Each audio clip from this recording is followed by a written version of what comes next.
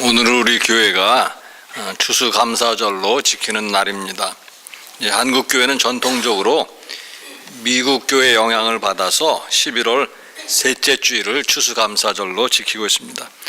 근래는 이제 추석을 앞뒤로 해서 추수감사절로 지키는 교회도 많이 증가하고 있습니다. 그러나 이제 추수감사절 지키는 날짜는 성경에 있는 것이 아니기 때문에 교회마다 모두 다릅니다. 스위스 개혁교회는 9월 달에 지키는 경우도 있고, 독일의 복음주의 교회에서는 9월 29일이 성 미가엘의 날입니다. 그 지난 일요일을 감사절로 지킵니다. 근데 유대인들은 3대 명절을 지키는데 그 3대 명절이 모두가 감사절이라는 사실입니다. 첫째는 이제 민족 해방에 대한 것을 감사하는 마음으로 드렸고, 또 둘째는 첫 열매 수확한 것에 대한 감사로 드렸고, 또 셋째는 이제 가을에 모든 곡식을 수확한 것에 대한 감사로 명절을 지켰습니다.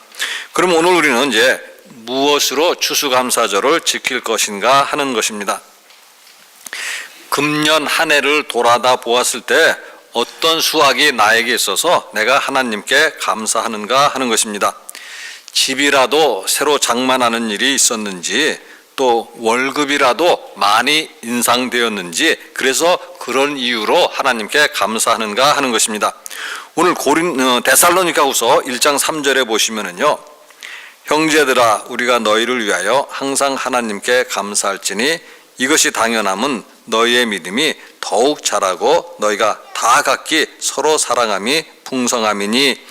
사도 바울이 데살로니가 교인들을 두고 하나님께 감사를 하고 있습니다. 그런데 무슨 이유로 하나님께 감사하는가 하는 것입니다. 첫 번째 보시면은요, 너희의 믿음이 더욱 자라고 이렇게 되어 있는데요, 새 번역에는 크게 자라고, 또 공동 번역에는 놀랍게 자라고 이렇게 하고 있습니다. 그들의 믿음이 더욱 자라고 크게 자라고 놀랍게 자라서 하나님께 감사한다, 그런 말씀입니다. 지금은 사도 바울이 데살로니가 교인들의 믿음이 크게 자란 사실로 인해서 하나님께 감사하고 있지만, 실은 사도 바울은 데살로니가 교인들의 믿음 때문에 걱정하고 있었습니다. 사도 바울은 데살로니가 교회에서 이제 복음을 전함으로 데살로니가 교회가 시작이 되었는데 고작 3주 동안 복음을 전하고 가르친 것입니다. 그런데 데살로니가 교회도 다른 교회와 마찬가지로 박해와 고난이 닥치게 되었습니다. 그러면 단지 3주 동안만 복음을 전하고 복음을 가르쳤는데 그 사람들이 과연 박해와 그 고난을 견딜 수 있을까? 이것이 이제 사도 바울이 걱정하고 염려하는 바입니다. 그래서 데살로니가 전서 3장 10절에도 보시면은요, 주야로 심히 간구함은 너희 얼굴을 보고 너희 믿음이 부족한 것을 보충하게 하려 함이라.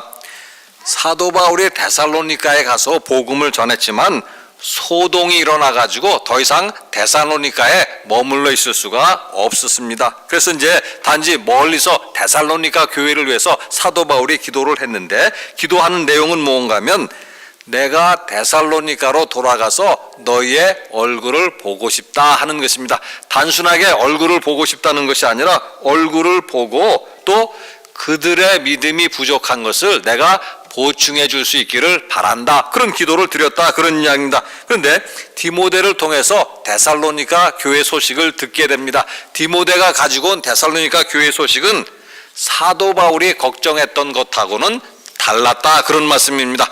3주 동안만 복음을 전하고 가르쳤지만 그들의 믿음이 크게 자랐고 놀랍게 자랐다라는 사실입니다. 그러면서 이제 그들의 믿음이 이제 증가하고 자랐다는 증거가 무엇인가 하면 그들이 박해와 고난을 잘 견디고 있다라는 점입니다. 데살로니가 전서 3장 5절 보시면은요, 이러므로 나도 참다 못하여 너희 믿음을 알기 위하여 그를 보내었노니 이는 혹 시험하는 자가 너희를 시험하여 우리 수고를 헛되게 할까 함이니. 사도 바울이 데살로니가 교인들의 믿음을 알아보려고 사람을 보냈습니다. 틀림없이 그들이 믿음이 있으면 시험을 이길 것이고 믿음이 없으면 시험에 질 것이다, 그런 이야기입니다. 따라서 그 믿음을 알아보려고 사람을 보냈는데 크게 성장하고 놀랍게 성장한 소식을 듣게 되었다라는 이야기입니다. 따라서 오늘도 금년 한 해를 우리가 돌아다 보면서 고난과 시험이 있었음에도 내가 믿음으로 그 고난과 시험을 잘 견뎠다면 우리는 그것으로 하나님께 감사해야 한다, 그런 이야기입니다. 그 이유는 내가 믿음을 잘 지킨 것이고 내 믿음이 자랐다는 증거이기 때문입니다. 또 두 번째는 무엇인가 하면요, 너희가 다 각기 서로 사랑함이 풍성함이니, 하나님께 감사하는 두 번째 이유는 서로 사랑함이 풍성해지고 있다라는 이유입니다. 데살로니가 전서 3장 12절 보시면은요, 또 주께서 우리가 너희를 사랑함과 같이 너희도 피차간과 모든 사람에 대한 사랑이 더욱 많이 넘치게 하사. 이 말씀도 사도 바울이 데살로니가 교회를 위해서 기도하는 내용인데요, 기도하는 내용이 뭔가 하면 그들이 서로 사랑하고 모든 사람에 대한 그들의 사랑이 풍성해지기를 기도한다, 그런 이야기입니다. 그런데 데살로니가 후서에 보면 기도한 대로 그들이 서로 사랑하는 것이 풍성해졌다, 이렇게 말씀을 하는 것입니다. 사도 바울이야말로 이런 말씀들을 보면서 우리가 감히 비교도 할 수 없는 믿음의 사람이다, 그런 생각이 듭니다. 데살로니가 교회를 위해서 그가 기도한 것이 있는데 그 기도가 그대로 다 이루어졌다, 그런 이야기입니다. 그들에게 믿음이 있게 자라게 해달라고 기도했을 때 그들의 믿음이 자랐고 그들의 사랑이 풍성해지기를 바라며 기도했을 때 그들의 사랑이 풍성해졌다, 그런 이야기입니다. 그래서 그 사랑이 풍성해진 것을 보면서 하나님께 감사하는 것입니다. 지난 금요일 도봉구민회관에서는 도봉지역 기독교연합회 주관으로 찬양 간증 페스티벌이 있었습니다.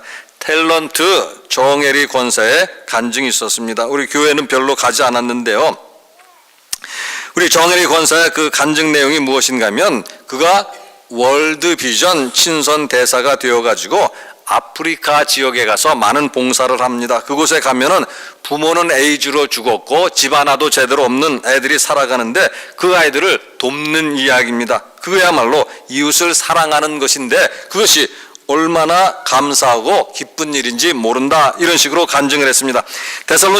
갈라디아서 5장 5절에서 6절에 보시면은요, 우리가 성령으로 믿음을 따라 의의 소망을 기다리노니 그리스도 예수 안에서는 할례나 무할례나 효력이 없으되 사랑으로서 역사는 믿음뿐이니이다. 할례를 받았는가 안 받았는가 그 여부는 문제도 아니고 중요한 것도 아니다, 그런 이야기입니다. 중요한 것이 무엇인가 하면 믿음인데 그 믿음이 무엇인가 하면 사랑으로서 역사하는 믿음뿐이니라.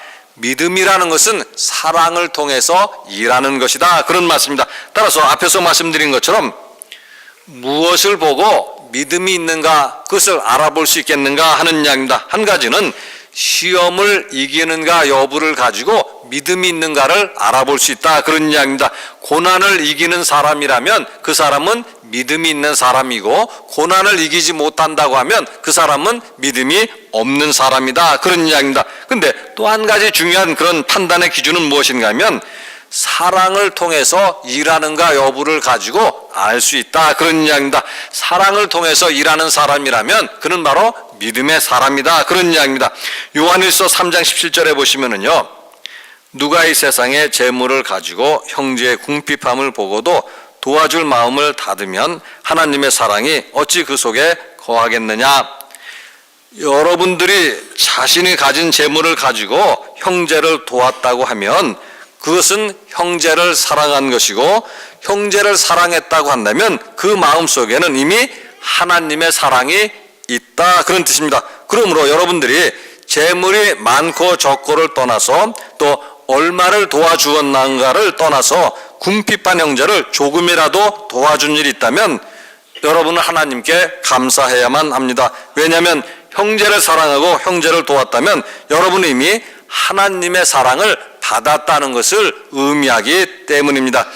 셋째로 이제 또 감사해야 하는 이유는 뭔가 하면 박해와 교난을 잘 견디었기 때문이다, 그런 말씀입니다. 오늘 4절 말씀 보시면은요, 그러므로 너희가 견디고 있는 모든 박해와 환난 중에서 너희 인내와 믿음으로 말미암아 하나님의 여러 교회에서 우리가 친히 자랑하노라.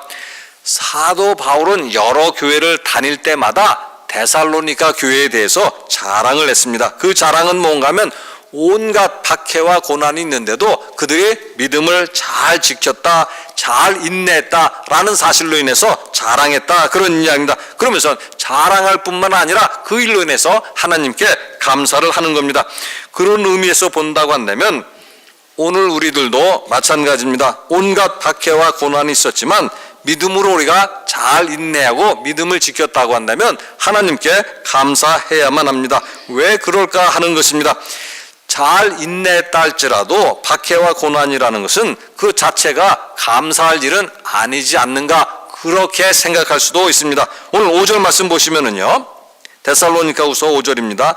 이는 하나님의 공의로운 심판의 표요 너희로 하여금 하나님의 나라에 합당한 자로 여김을 받게 하려 함이니 그 나라를 위하여 너희가 또한 고난을 받느니라. 박해와 고난은 그 자체로는 감사할 수 없을 것이다, 그런 이야기입니다. 그러나 박해와 고난이 가지고 있는 의미를 우리가 생각할 줄 알아야 된다, 그런 뜻입니다. 그래서 5절 말씀 보시면은요, 다시 보시면 너희로 하여금 하나님의 나라에 합당한 자로 여김을 받게 하려 함이니 그 나라를 위하여 너희가 또한 고난을 받느니라. 하나님은 우리에게 하나님의 나라를 약속하셨습니다. 우리는 그 하나님의 나라에 합당한 사람들이 되어야 합니다. 그런데 하나님은 우리를 어떻게 하나님 나라에 합당한 자로 만드는가 하면 박해와 고난을 통해서 만드신다, 그렇게 말씀을 하는 것입니다. 히브리서 12장 10절에 보시면은요, 그들은 잠시 자기의 뜻대로 우리를 징계하였거니와 오직 하나님은 우리의 유익을 위하여 그의 거룩하심에 참여하게 하시느니라. 고난이 단지 부정적인 것만은 아니다라는 말씀입니다. 고난이 우리에게 유익한 점이 있습니다. 그 유익한 점은 뭔가 하면 하나님은 우리를 거룩한 자로 만드시기 위해서 고난을 이용하신다, 그런 이야기입니다. 따라서 우리가 다시 한번 생각해 볼 수 있는 것은요, 우리에게 고난이 없이도 우리가 하나님께 순종할 수 있을까? 우리에게 고난이 없이도 우리가 진정으로 깊이 있는 신앙생활을 할 수가 있겠는가 하는 것입니다. 고난이 없이도 우리가 겸손하게 자신을 돌아다 볼 수 있을까? 우리가 고난이 없이도 우리가 진정으로 하나님 앞에서 회개할 수 있을까? 고난이 없이도 우리가 예수님을 본받고 예수님 가신 길을 따라갈 수 있겠는가 하는 것입니다. 그러므로 설사 우리에게 고난이 있었다 할지라도 우리는 하나님께 감사해야 합니다. 하나님은 그 고난마저도 우리의 유익을 위해서 사용하시기 때문이다, 그런 이야기입니다. 우리는 그 고난을 통해서 하나님 나라에 합당한 자가 되는 것이고 그 고난을 통해서 더욱 성숙하고 거룩한 그리스도인이 될 수 있기 때문입니다. 그러므로 우리가 하나님께 할 수 있는 일은 오직 감사를 드리는 일뿐이다, 그런 이야기입니다. 그래서 진실로 넘치도록 하나님께 감사를 드리는 교우 여러분 되시기를 바라겠습니다. 같이 기도하시겠습니다.